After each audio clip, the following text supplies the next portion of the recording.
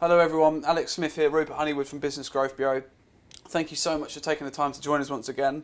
What we're going to be doing actually now is, although we've talked about lead generation before, what we're going to be doing now is taking a bit of a deeper dive into actually how do we find the right client. In the lead generation side of it, we talked about things like the platforms to use, the methodology to use, and so on and so forth. But now we're going to be looking about some of the problems we face when it comes to finding the right clients, and actually how do you do it. So I suppose the first question, Rupert, would be, how do I find my ideal client? Okay. Well, we've obviously talked a lot about this in some of the previous episodes, but let's say you're trying to get in at director level with a couple of organisations. Let's say explain some of the really good bits first, and then also present some of the challenges and the way you get around that. So, for example, let's say you want to reach people who are directors, CXOs, partners, owners through LinkedIn. Well, you've got a specific search in there you can do, and of course that can produce some really interesting results. The problem with that, though, is that you will find, and obviously you can filter by company size, which certainly helps, that even if you put those words in, you can end up with directors of very small companies, even though you might select companies where they employ a lot more than, say, 50 people. And the reason being is that by definition, you could have an individual consultant who's a director of his own business, but he may be part of an associate network of 200 people. So therefore, they answer the questions when they're completing a LinkedIn profile one way, but you can get results which are like false positive when actually they shouldn't be. And that's not LinkedIn's fault, it's just the way that businesses are constructed. The way you can get around that to a degree is by using key phrase search as well. So you could use director and business analyst, for example. That's nicely honed down. You could also filter by number of employees. So it's never going to be an exact science with this, but what you will end up is with is a good mix of people that you can ultimately target. Now the thing that leads on really nicely from that is the fact that people can get really hung up on this as well. Is, for example, with some of the people that we meet and want to use our services, we have to explain it's worth taking a wider view on this. And the reason is very simple, is if you're trying to get in even at board level director of larger organisations, it's about trying to get into the advocates within those organisations as well. So for example, as a case in point, we've recently taken a client on board who it's taken a year for them to come on board. They're investing about 30k in our service. That person wasn't a director level or even director level at all with that company or organisation. He was a consultant of another organisation, but he happened to got the ear of the managing director. And the managing director is a company based in Berlin in Germany.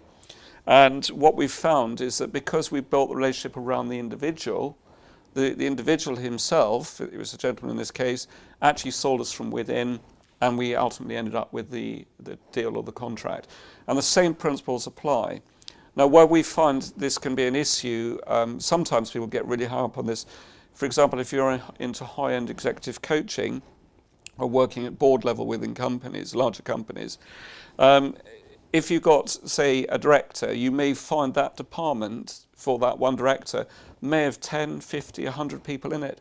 Or if you're trying to get in with one of the banks, and let's say you want to get the CEO with one of the banks, this chief executive's office might have 100 or 200 people in it. So do you honestly think the chief executive is going to want to necessarily speak to you? Probably not, unless they've got a very good reason to do so. So again, it's about trying to find the gatekeepers in those organisations who can sell you from within. And that's some of the learning that I can't really stress the importance of understanding that. Some of the people who actually could be the best people to get you into that client may not be even that senior to start with.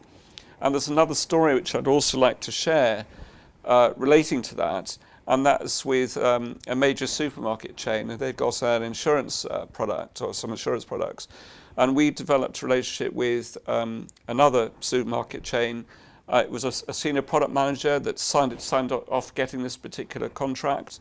Got a really good relationship with that person. That person then moved on and joined Tesco's in this particular case. And at Tesco's we've been speaking to for a very long time. Suddenly, that client came on board because of the relationship we actually got with that individual. That person wasn't at director level, they were at senior manager level, but that was it. But as you can imagine, if you're dealing with a supermarket, the implication to us, and not this business, but through a previous business, was absolutely phenomenal. So just don't shut people down just because you don't feel that they're not in your right target marketplace, because it's actually very often other people sell you from within. It's also a good time to mention as well, for especially for people listening, is it probably be a good time to mention that it's not just specific industries that we should be going after in terms of our services or products could be relevant to other industries or sectors, for example. So I can't remember the exact case that we spoke to recently, but one person was specifically only going after the banking industry. And it only took others to say, well, surely that would work somewhere else. And they started thinking about different industries it could work to. So although it's important to find the advocates within those organisations to sell for us, and although that's extremely important, multiple industries could be useful for what we're actually trying to sell as a product or service, right? Yeah, exactly. You know, that product, service or widget that you may have much wider appeal than you perceive it to have. So, and the great thing is you can do a lot of testing on these platforms, or we can do that for you. So, you know, by doing some really good search, running campaigns across different industry sectors is a really good way of trying to find some other golden nuggets out there to be able to sell into. And I suppose another two ways. Let's talk about the power of scorecards. Let's talk about how that could help us find our clients, because we mentioned in two other videos since before this, also we mentioned two other videos that getting people to come to us opposed to going to them all the time could be a great way of generating really hot potential clients. So let's talk about the power of scorecard, but let's also talk about content. Let's talk about value added to the industry, added to the sectors to bring clients to us. So let's start with scorecards. Again, a great point, because all this type of stuff around content helps to build credibility about you as an individual, but also your organisation. And with scorecards, as a case in point, where they tend to work best is where you've already got an established list, where you've perhaps had a series of conversations, maybe online conversations with someone, but actually what you do is you develop some form of diagnostic or health check, whatever it may be, and you ask the person to complete it. But the way you need to do it is to make it very clear there is something really in it for them. So, for example, if you ask someone to complete some form of diagnostic, you often share the results straight back with the person as a printed copy, so they can use that document as a tool within their organisation to help them determine what next. The other thing is, if you're doing it on a larger scale, you could often share the anonymised results from that diagnostic 100%. to a wider audience, and of course that then becomes marketing collateral too. But it also becomes great data, because you can also see, like, for example, I know a company that's doing things like company turnover, company size, company growth modules, and the reason they're doing that is to see where companies are planning to get to, and to get into people's mindsets about where they'd like their business to be in, say, 2, 3, 4, 5 years' time. So that can be really good for your clients. If you're offering, say, a solution that helps with growth or it helps with strategy, you want people on board with you that have got their mindset of where they're going to be in the future. They're not thinking, they are concerned about now, and they're thinking about who today's client is, but they're also thinking about, in a year's time, I want to be there, or I want to be there. And these are the kind of clients, these are the kind of things you need to be thinking about when you're targeting your market. And that's kind of scorecard could be a great way of kind of not ruling people out, but kind of finding out who your actual clients are, because you may only want people that have got a growth mindset. On the contrary to that, you might want people that don't want too much growth. They don't want that in a year's time. They only want to be 5-10% better than they are now. They don't need 50%, 100% better off. So that could be a really good way of kind of narrowing down who your actual target market is. Well, that's right, because it may well be, for example, obviously bear in mind that people tend to also buy on pain. Obviously this sounds a little bit manipulative, and it's not meant quite that way, but invariably there'll be something which has come up as a challenge which triggers us to want to buy something. So, for example, it may be if you're a business, you're not growing fast enough, or your turnover or profits might be going down.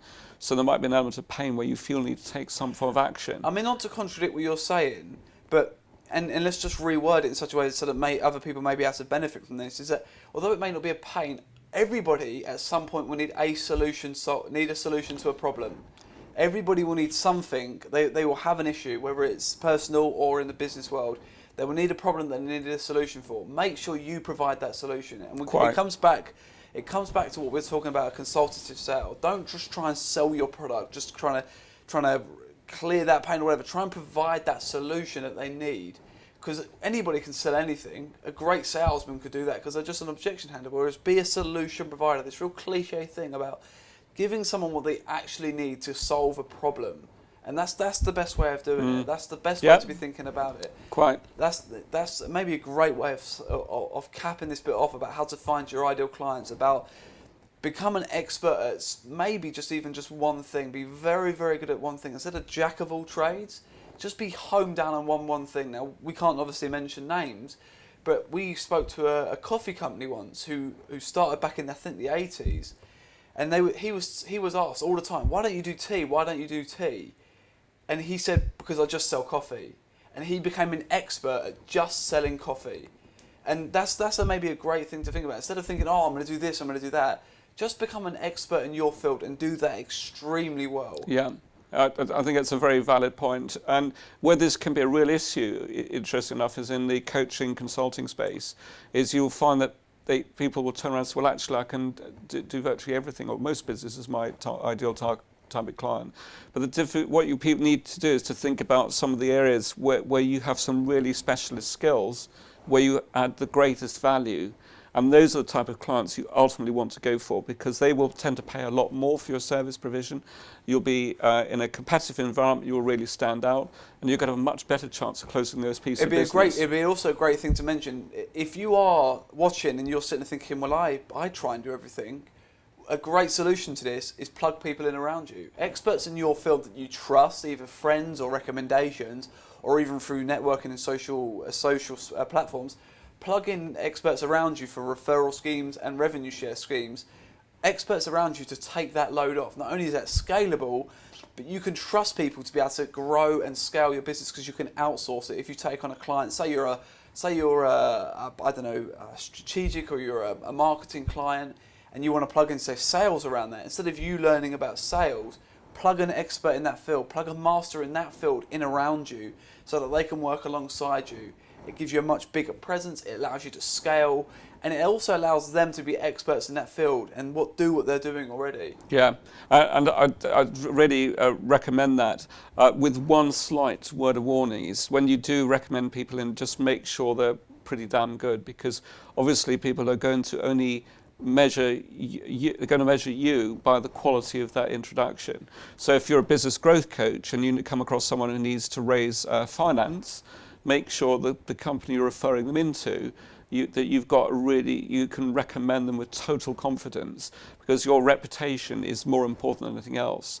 But Alex is exactly right on that. If you can develop a very strong a group of people around you, very complementary skills, that gives you the opportunity not only to seek more opportunities, but also cross-refer, and the referrals, along with methodologies we talked around, social selling and these other methods we talk about today, work very well together. 100%. Is there anything else you feel like we need to cover? I think that's great. We've got next one, a really exciting episode for the next one, so we're going to talk about it in just a second. So once again, thank you so much for taking the time to watch. I'm Alex Smith, this is Rupert Honeywood from Business Growth Bureau. Your feedback is our oxygen. Thank you so much for taking the time to watch. If you have got any comments, good or bad, throw them in the comments below. We'd love to have a read of them. And we'll see you on the next episode. Thank you so much. Take care.